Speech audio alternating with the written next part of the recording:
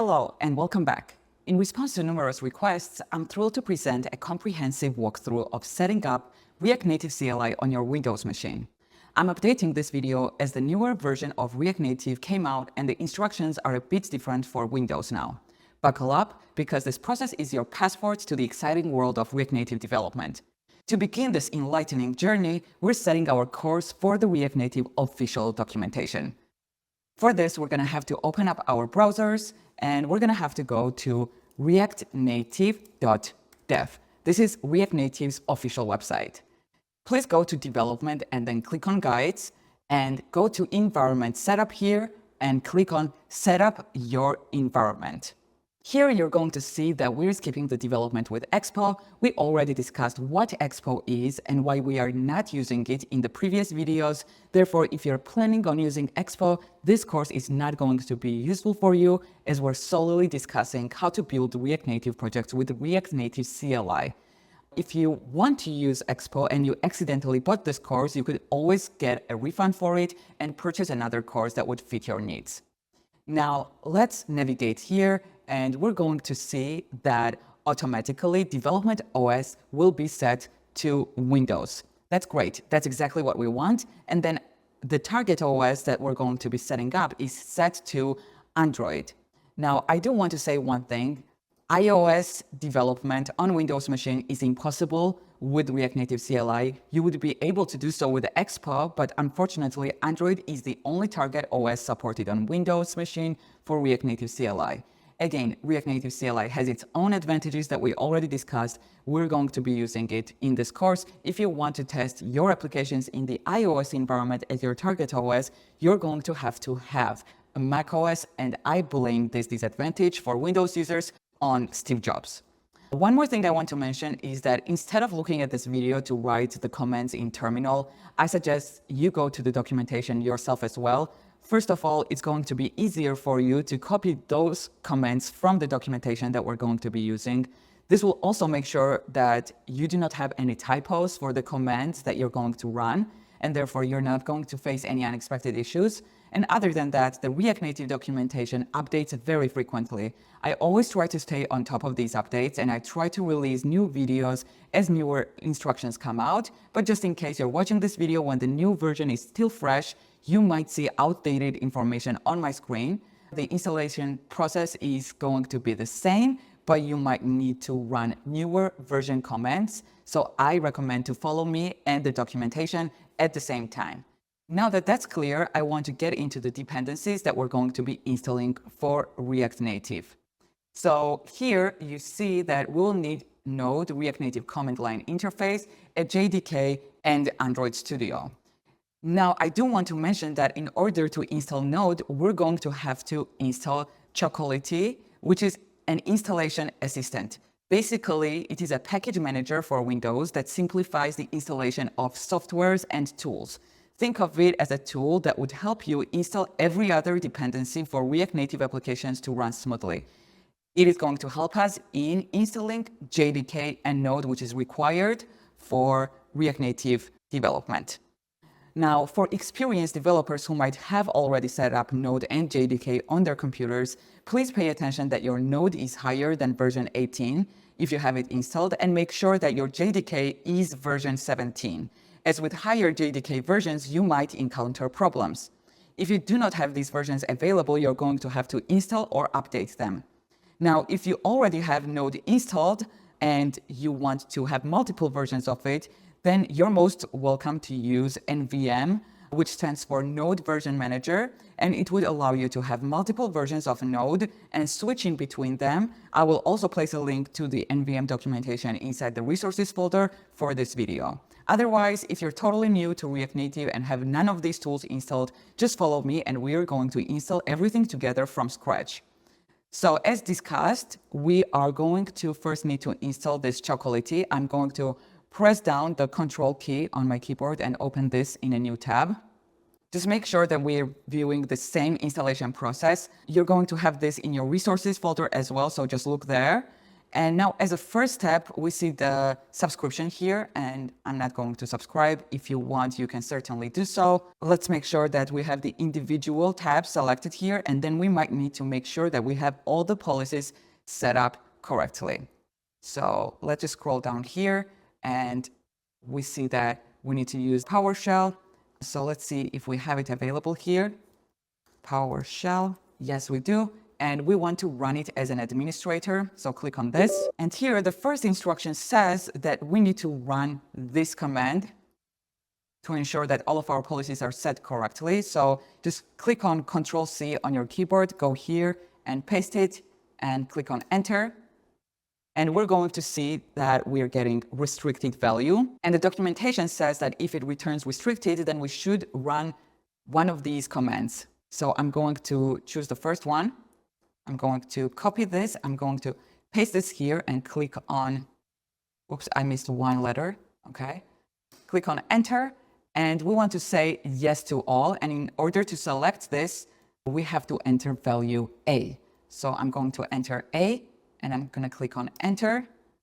And now this should already work fine for us. If we want to check that we're not restricted anymore, we can click on up arrow on our keyboard. This will take us to the previous commands that we ran. So if I click it once, we're going to go to our previous command. And if I click it one more time, we're going to check our execution policy one more time. So I'm going to click on Enter, and we're going to see that its value is all signed. Now that we're all set, we want to run this command. So let's just copy this and go here and paste it, and then click on Enter. Now this service is going to be installed. If we don't see any errors, we're ready to use the service. We do have some warnings here, but warnings are not errors. So we should be all set. We can just run Choco and then question mark as directions suggest here to ensure that we went through this installation process smoothly. So just copy this command and paste it here and click on Enter. And we see that we're using the Chocolatey version 2.3.0. So we should be all set. We don't need this window anymore, and we can just continue with the React Native installation process. So I'm going to close this window, and we can continue from here. Right now, we're going to use this Chocolatey that we just installed to install Node and OpenJDK using this command that we have here. So we can just copy this and paste this here again. And then we can click on Enter and wait for the process to complete. Now, while this is completing, I do want to say what Node is. Think of Node.js as the engine that powers your React Native projects. React Native is based on JavaScript, and Node allows you to run JavaScript outside of a web browser, making it ideal for building cross-platform applications. So we are installing Node to ensure React Native journey is off to a solid start. Now we're also installing JDK, which is the toolkit for Java-based applications, and we need it because it's pivotal component for Android, as Android application contains a lot of Java code. And if you're new to development, you should know that Java and JavaScript are completely different languages. Installing JDK ensures compatibility between your code and the Android platform. By installing this, we are laying the foundation for seamless Android development. Right now, we can see already that this is completed, so we can move on to the next steps. There were some environment changes here, and we might need to close and reopen our PowerShell to make sure that our changes went through. So I'm just going to close this and see when we need it the next time. So now that that's done, we technically just need to download the Android development environment. So let's just do that. Let's click here. I'm going to press down Control and open this in another tab. And we're going to install Android Studio. So just click on Download Android Studio. Make sure to go through the terms and conditions, check this box, and click on this button for the download to get started. The downloading process will take some time, so just make sure to come back to the video once it is downloaded. Great, the download process has finished for me, and I'm just going to open this up, and it is going to start the setup, and we're going to go through the installation process together. Let's just click on Next, and then Next again, and install. And it will take some time to install all of the packages that it needs. So again, just wait for this to complete and come back to the video once this is done. Great, now that this is completed, let's just click on Next, and then we can start the Android Studio, and let's click on Finish. This is going to start up, and I don't want to send any statistics to Google. So I'm going to say don't send. And now we're going to have to follow this wizard. Let's just click on next. I'm going to go with standard installation process. I'm going to click on next here again. And we need to accept all of these licenses in order to be able to complete this process. Let's click on finish. And now the downloading process for some components is going to start. You're going to have to wait again. And once this is done, you can just come back to the video. Great, now that this is done, we can just click on finish. And we are welcome to Android Studio. I'll just move this. We don't need this window anymore, so I'm just going to close it. And we're going to continue through the installation steps. So we have downloaded the Android Studio already, and we are off to a next step, which is installing Android SDK.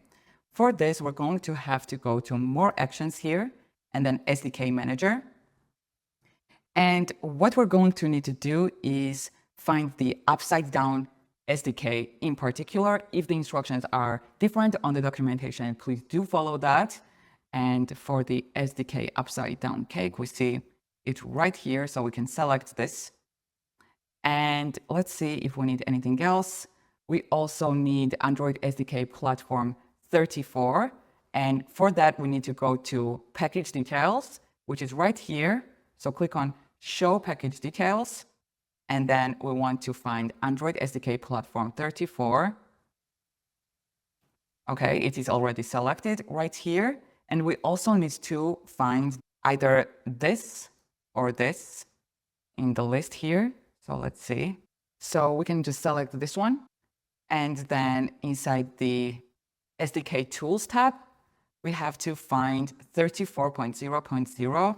So let's show the package details again and select this. And now we have to click on Apply. So let's click on Apply. And we're going to download the following components. It's also going to take some time. So please bear with the installation process and come back to the video once it's done. Great, so we're all set with SDK component installer. So we can just click on finish right here, and then we can click on apply. And now we are going to go to step 3, which says we need to configure Android Home variable. Now, the variable value is going to be an important part of this. And to get this value and paste it here, it's same as this value right here. Let's just click on edit. And then let's click here and select this.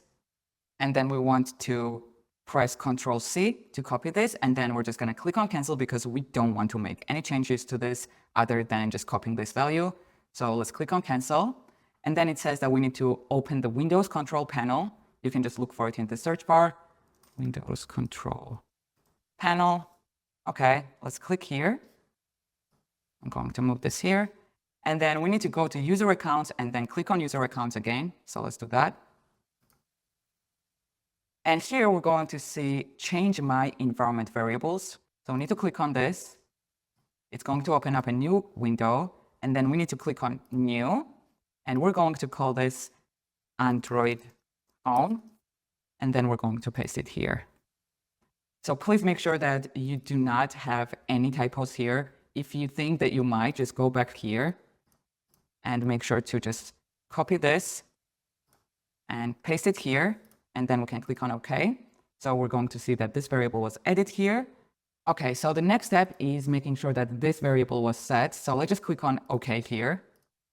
And then we need to open up the PowerShell again. So let's open up the PowerShell, run it as an administrator. And we want to copy this command, paste it here. And we're going to see that Android Home is indeed set to the location that we pasted. So this was successful. Now we need to add the platform tools to path as well. So let's just close this. We don't need it anymore. And then we are already here. So we're just going to click on change my environment variables again. And then what we want to do is add one more item to the path. So select the path, click on edit, and then we need to create a new value. And here we're going to paste the same value that we pasted for Android Home. So I already copied something different. I'm going to make sure that I copy this again. I'm going to cancel this. Let's go back here. Let's create a new item.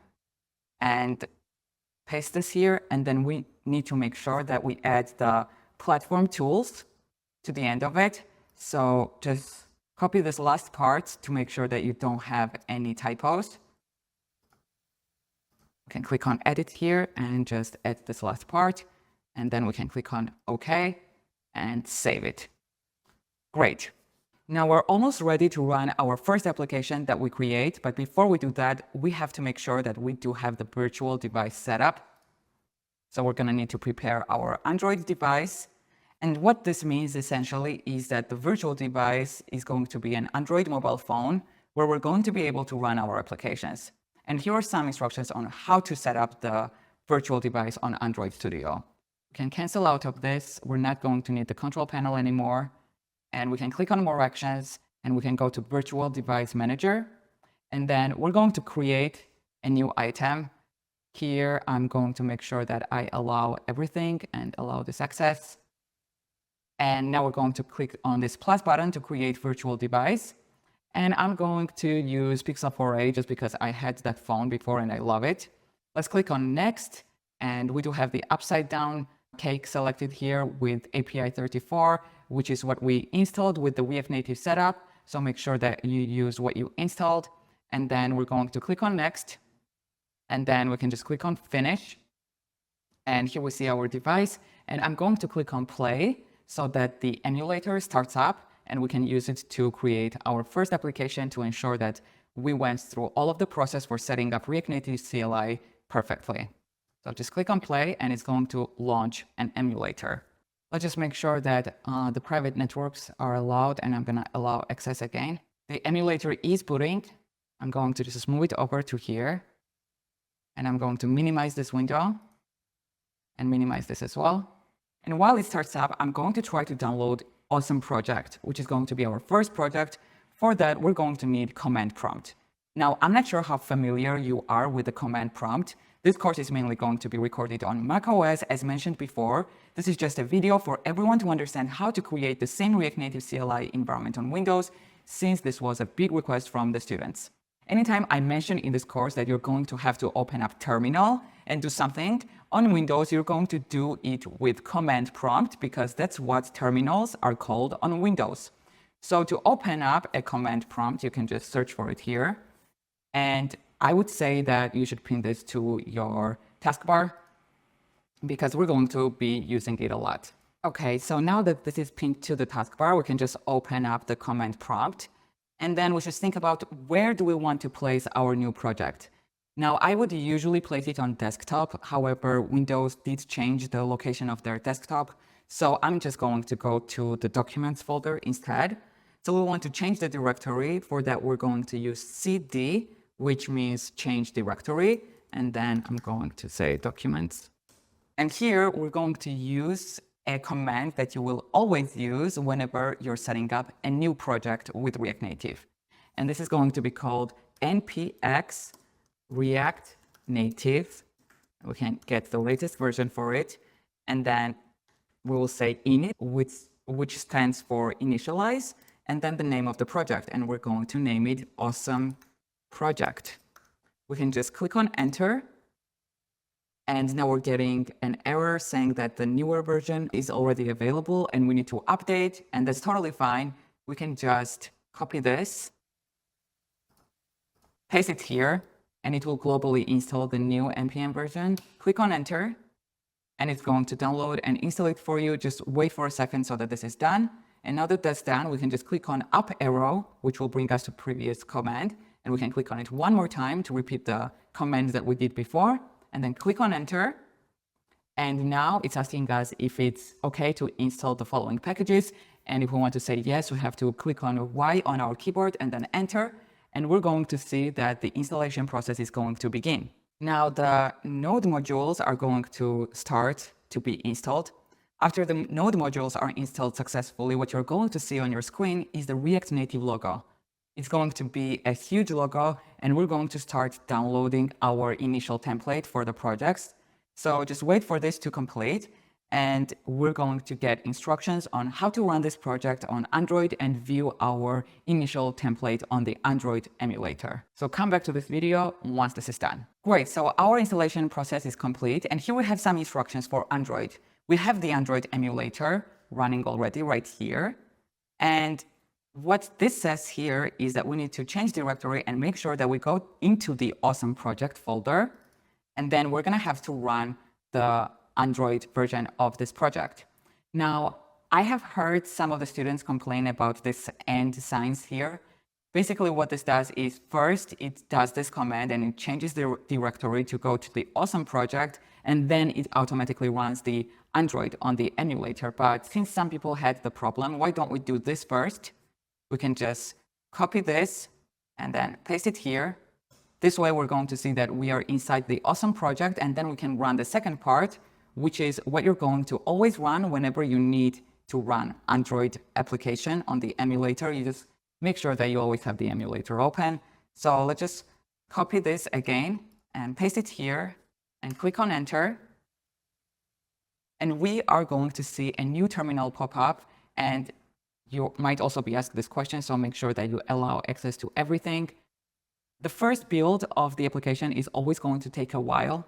So if you have this issue, just wait for it, and the next ones are going to be easier. And another thing I want to mention is that you're always going to see this terminal pop up whenever you run your Android version of the application. This is called Metro Bundler, and I'm going to mention it in other videos as well. Please do not turn this off when you're working on your application. What this terminal does is it constantly checks on any file changes in the project, and if any of them changes, it will update your application in the emulator. If you turn this off when you're working on your app, the changes that you're going to make and save is not going to be reflected in your emulator. So definitely make sure this is on at all times when you're working on the project. Let's just wait for this to complete right now, and this build should be done soon. And once this is done, we're going to see how it looks in our emulator. Unfortunately, it didn't go through, and this is a particular problem with the newer version of React Native that came out. And it has issues with Gradle 8.6 that it automatically comes with. If you do face this issue, all you're going to have to do is downgrade the Gradle version a bit. And to fix this, all you're going to have to do is go to one of the files here. This might not happen if the newer version is installed whenever you get to this video. So if it doesn't happen, please do not follow this step. But if it does happen, then just let's go to the C folder, users, and my user. And then I'm going to go to documents. I'll see my project here. And then I'm going to go to the Android folder. And then what I'm going to do is go to the Gradle folder, wrapper, and then Gradle wrapper properties. You can open this up in your editor. If you do not have the editor yet, then you can just open with Notepad, let's say. And you're just going to have to change this to 0.5 instead of 0.6. And then please save this. We can close this and close this as well. And now we can retry. This will reinstall the correct version of the Gradle. It might take some time. I just wanted to show you this without downgrading the Gradle in the first place, because if you view this later on and newer React Native versions have come out, most likely this issue will be resolved there. So you're not going to have to downgrade. Now let's wait for this to complete and come back to the video once this installation is done. Great, you see that our build was successful and now our application is loading in the emulator. This is such an exciting moment. So let's wait for this to go to 100% in the Metro Bundler. And you're going to see that the React Native default template is going to pop up here. This is how it looks. You can scroll. And this is always how the initial project is going to be set up. In the next sections, you're going to see me working with macOS mainly, and if there are going to be any differences that are very important to mention, I will mention them for Windows specifically. Otherwise, most of the commands are going to be the same, so don't worry, just follow the videos. You're going to have no issues. Just make sure that if I go into the terminal and I'm trying to do something with the iOS folder, just make sure that you don't do the same because you don't have Xcode, which is a tool only available on the macOS. I'm going to mention this in the notes as well for Windows, and I will attach those notes to every video in the course just in case you need to look at it when viewing specific videos. So don't ever do anything for iOS folder inside your project. and just worry about Android if there's anything to do. In the next video, we're going to go over the differences between macOS and Windows, so please do watch that and it will save you a lot of time. Follow the course and I hope that you're going to love it. If you have any questions, certainly reach out. If you encounter any issues with the Windows in the course, please do let me know or write a question in the Q&A section. I'm here to support you and I'll try to do my best to help you resolve your issues. Thank you so much for watching and have a great rest of the day.